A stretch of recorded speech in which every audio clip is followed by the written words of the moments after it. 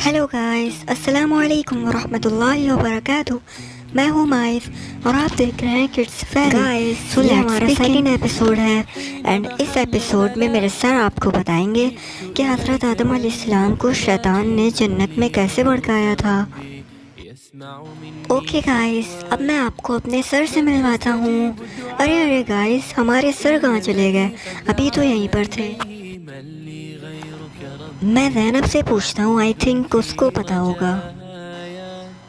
Zainab, come on in the room. आप कहाँ पर हो? ज़ैनब, सर तो यहीं पर थे, कहाँ चले गए? ओह, कहाँ जा सकते हैं हमारे सर? मैं कंप्यूटर रूम में देख कर आता हूँ सर को, शायद वो कंप्यूटर रूम में होंगे। ओह सर, आप यहाँ पर हो? मैं तो आपको ढूंढ रहा था। बेटा, मैं हमारे चैनल की एडिटिंग कर रहा था।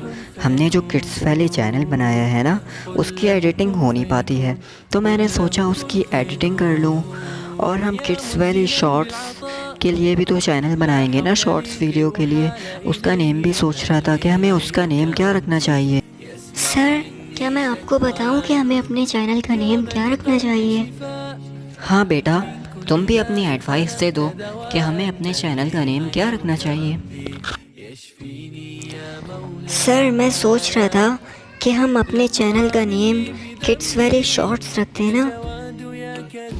हाँ बेटा, आपकी भी एडवाइस अच्छी है। आपने भी चैनल का नेम सही बताया, लेकिन हम अपने प्यारे दोस्तों से भी तो पूछेंगे ना कि हमें अपने चैनल का नेम क्या रखना चाहिए। हम उनकी भी एडवाइस ले लेंगे, है ना। ओके गाइस, कमेंट बॉक्स में ज़रूर बताइएगा चैनल का नेम। सर, ज़ैनब हमारा वेट कर रही होगी। ओके, तो अब हम चलते हैं। ज़ैनब, मैं सर को ले आया हूँ, वो कंप्यूटर रूम में थे। ओके भाई, शुक्रिया। अस्सलामु अलैकुम सर, कैसे हैं आप?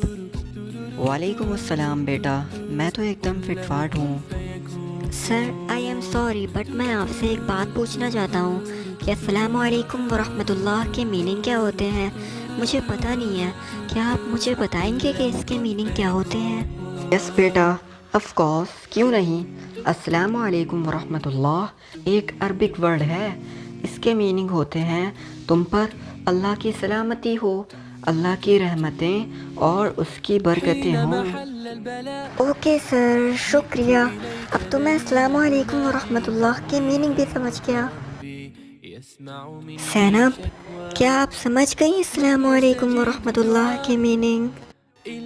यस माई सर, मैं समझ गई अस्सलामु अलैकुम वरहमतुल्लाह के मीनिंग। क्या मैं बताऊं सर को इसके मीनिंग? हाँ बेटा, मैं भी तो देखूं कि मेरी ज़ैनब स्टूडेंट कितनी इंटेलिजेंट है। यस सर, मैं तो बहुत ज़्यादा इंटेलिजेंट हूँ। अस्सलामु अलैकुम के मीनिंग होते हैं तुम पर सलामती हो, अल्लाह की रहमतें और बरकतें हों। ओके, गुड, माशाल्लाह ज़ैनब, माशाल्लाह। तो अब मैं आपको बताता हूँ हज़रत आदम अलैहिस्सलाम की स्टोरी के बारे में। हज़रत आदम अलैहिस्सलाम जन्नत में रहने लगे। जन्नत में राहत और आराम की बहुत सारी चीज़ें थीं, लेकिन वो जन्नत में अकेले थे। उन्हें बहुत एहसास होता था अकेले रहने का। तो अल्लाह ताला ने उनके एहसास को दूर करने के लिए हज़रत हव्वा अलैहिस्सलाम को पैदा किया और उनसे हज़रत आदम अलैहिस्सलाम का निकाह करवा दिया। सुभान अल्लाह सर, फिर तो वो हस्बैंड और वाइफ हो गए ना? यस बेटा, और अल्लाह ताला ने उनसे फरमाया, है आदम, तुम और तुम्हारी बीवी जन्नत में जिस जगह चाहो रहो, खाओ पियो, राहत और आराम के साथ ज़िंदगी गुजारो। न तुमको किसी का खौफ होगा और न गम होगा, मगर याद रखना कि जन्नत में फुला दरख्त है, उसके करीब बिल्कुल भी नहीं जाना, वरना तुम्हारा अंजाम बहुत ख़राब होगा और तुम खसारा उठाओगे। फिर तुम्हारा शुमार जालिमों में हो जाएगा और तुम नाफरमानी में मुब्तला हो जाओगे। अच्छा सर, तो फिर हज़रत आदम अलैहिस्सलाम गए थे क्या उस पेड़ के पास? हाँ बेटा, मैं बताऊंगा आपको। इब्लीस اللہ تعالیٰ کے دربار سے نکل جانے کے بعد حضرت آدم علیہ السلام کا دشمن ہو گیا تھا. ہمیشہ اس موقع کی تلاش میں رہتا تھا کہ کس طرح حضرت آدم علیہ السلام کو جنت سے نکلوا دے. اس نے سوچا اللہ تعالیٰ نے آدم کو فلاں درخت کے قریب جانے سے منع کیا ہے، میں ان کو بہلا پھسلا کر اس درخت کا پھل کھلا دوں گا، پھر اللہ تعالیٰ ان سے ناراض ہو جائے گا اور ان کو جنت سے نکال دے گا. یہ سوچ کر وہ آدم علیہ السلام کے پاس ایک اچھے دوست کی شکل میں آیا اور ان کو پھسلانے لگا کہ اگر آپ اس درخت کا پھل کھا لیں گے تو فرشتہ بن جائیں گے، ورنہ جنت سے ہمیشہ کے لیے نکال دیے جائیں گے، اور اس وقت آپ کو میری بات نہ ماننے کا افسوس ہوگا. حضرت آدم علیہ السلام شیطان کی چکنی چپڑی میٹھی میٹھی باتوں میں آ گئے اور پھل کھا لیا. پھل کھاتے ہی حضرت آدم علیہ السلام اور حوا علیہ السلام کے جسم سے جنت کے کلاتھس، جنت کے لباس اترنے لگے، اور دونوں اپنا جسم اور دونوں اپنی باڈی درختوں کے پتوں سے چھپانے لگے. ادھر اللہ تعالیٰ کا غضب نازل ہوا، کیا ہم نے تمہیں اس درخت کے قریب جانے سے منع نہیں کیا تھا؟ بتاؤ دونوں، کیا ہم نے منع نہیں کیا تھا؟ تم شیطان کے دھوکے میں آ گئے اور تم نے میری بات کی خلاف ورزی کی، میرے حکم کے خلاف کام کیا، لہٰذا اب تم سب زمین میں اتر جاؤ. اللہ تعالیٰ نے آدم علیہ السلام اور حوا علیہ السلام کو جنت سے نکال کر زمین میں بھیج دیا. سر، شیطان ہمیں کتنی میٹھی میٹھی باتوں سے بھڑکاتا ہے نا.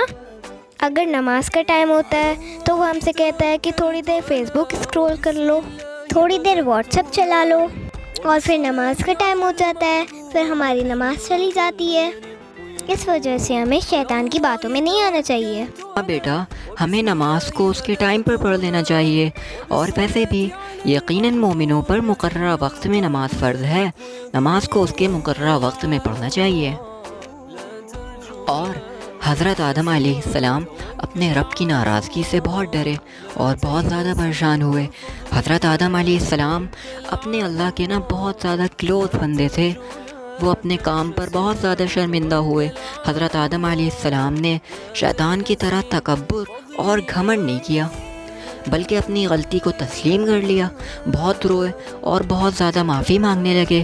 اے ہمارے پروردگار، ہم نے اپنی جانوں پر بڑا ظلم کیا ہے، تو اگر ہمیں معاف نہیں کرے گا اور ہم پر رحم نہیں فرمائے گا تو ہم بہت زیادہ نقصان اٹھانے والے ہو جائیں گے. اور اللہ تعالیٰ نے حضرت آدم علیہ السلام کی توبہ قبول فرما لی اور ان سے راضی ہو گیا. تو وہ حسد اور جلن سے تڑپنے لگا. تو شیطان نے اس بات کا پختہ عزم کیا کہ میں اولاد آدم کو، یعنی آدم کی اولاد کو ضرور بھی ضرور گمراہ کروں گا، ان کو گناہ پر آمادہ کروں گا، اللہ تعالیٰ کی خوب نافرمانی کروا کر ان کو جنت سے جہنم میں لے کر جاؤں گا. سر، اب تو ہمیں یہ ڈیسائیڈ کرنا ہے نا کہ ہم شیطان کی بات مان کر اللہ تعالیٰ کو ناراض کر کے جہنم میں چلے جائیں، یا پھر اللہ تعالیٰ کے فرما بردار بندے ہو کر اللہ تعالیٰ کی بات مان کر اللہ تعالیٰ کی رضا سے اللہ تعالیٰ کو خوش کر کے جنت میں چلے جائیں اور شیطان کو ہرا دیں. اوکے سر، میں سمجھ گئی. میں ہمیشہ اللہ تعالیٰ کی باتوں کو فالو کروں گی. اوکے گائز، اب میں چلتا ہوں. اللہ حافظ.